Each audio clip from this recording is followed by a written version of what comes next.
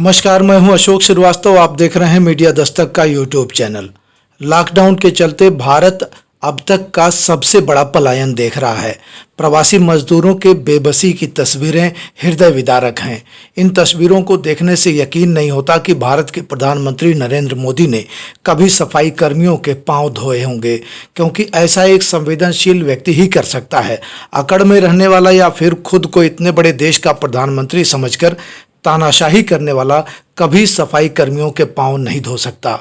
यदि ये सच है तो फिर ये तस्वीरें झूठी हैं जो प्रवासी मजदूरों की बदहाली बयान कर रही हैं, और ये दोनों सच है तो फिर ये भारतवर्ष किसी कीमत पर नहीं हो सकता, और यदि ये तीनों सच है तो फिर यह पक्का है कि यहाँ सब कुछ ठीक ठाक नहीं हो रहा है। देश का शासक किंग कर्तव्य विमूढ़ हो गया है। तभी तो अलीगढ़, आगरा, इटावा, फिरोजाबाद, सीतापुर, पीलीभीत जिलों के प्रवासी मजदूरों को बस्ती लाकर उतारा जा रहा है और फिर उन्हें रोडवेज की बसों से उनके गंतव्य तक पहुंचाया जा रहा है। सड़क पर पैदल चलने वाले मजदूरों के पैरों में छाले पड़ गए हैं। इंदौर से एक ऐसी तस्वीर वायरल हुई है जिसमें एक परिवार का मुखिया पत्नी, बच्चों और भाई को बैठाकर बैलगाड़ी खींचता हुआ दिखाई दिया है। कई दिन पैदल चलने वाले मजदूर भूखे प्यासे रह जा रहे हैं। समाजसेवी उनके सामने भोजन का पैकेट लेकर पहुंचते हैं तो वे उन पर टूट पड़ते हैं। क्या यही भारत का भविष्य है? वोट मांगने का समय आता है तो कहा जाता है कि ये युवा भारत है, वे देश की तकदीर और तस्वीर बदल सकते हैं। युवाओं ने अपना काम कर दिया। क्या देश की सरकारों ने भी अपने हिस्से का काम किया होता तो आज युवा इतनी बेबसी और लाचारी का सिंबल न बन चुका होता। पैदल चल रही महिलाओं में तमाम महिलाएं गर्भवती हैं। उनकी मुश्किलें कोई संवेदनशील व्यक्ति ही समझ सकता है।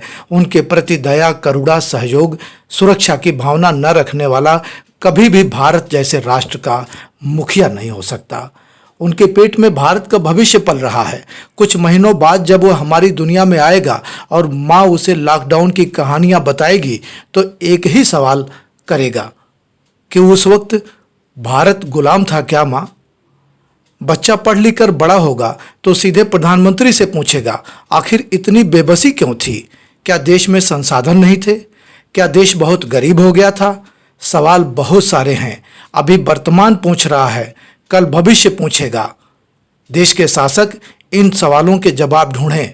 लॉकडाउन के पैदा होने वाला भारत का भविष्य जब 20 साल बाद वर्तमान बनकर सवाल पूछेगा तो जवाब देना बेहद मुश्किल हो जाएगा। सड़क हादसों में प्रवासी मजदूरों की जान चली जा रही है। अयोध्या, औरंगाबाद, औरैया, भागलपुर, मध्य प्रदेश के गुना सहित अनेक स्थानों पर हुए सड़क हादसे रोंगटे खड़े कर देने वाले हैं। देश की जनता सरकारों से सवाल पूछ रही है, आखिर प्रवासी मजदूरों की गलती क्या है? वे घर ही तो जाना चाहते हैं। बसें चल रही हैं, ट्रेनें चल रही हैं, फिर पैदल और ट्रकों पर सवाल होकर मजदूर क्यों आ रहे हैं? सवाल यह है कि हर बार मजदूरों के मुकद्दर में बेबसी और लाचारी ही क्यों लिख दी जाती है? फिलहाल आप इन्हीं सवालों के साथ जीने का हुनर सीखिए। आप अपने आसपास साफ सफाई बनाए रखिए। दिन में कई बार हाथ धुलने के साथ साथ मास्क और सैनिटाइजर का भी नियमित प्रयोग करिए और 2 गज की दूरी बनाए रखिए। हम फिर नए विचारों के साथ मिलेंगे। तब तक के लिए नमस्कार, जय हिंद।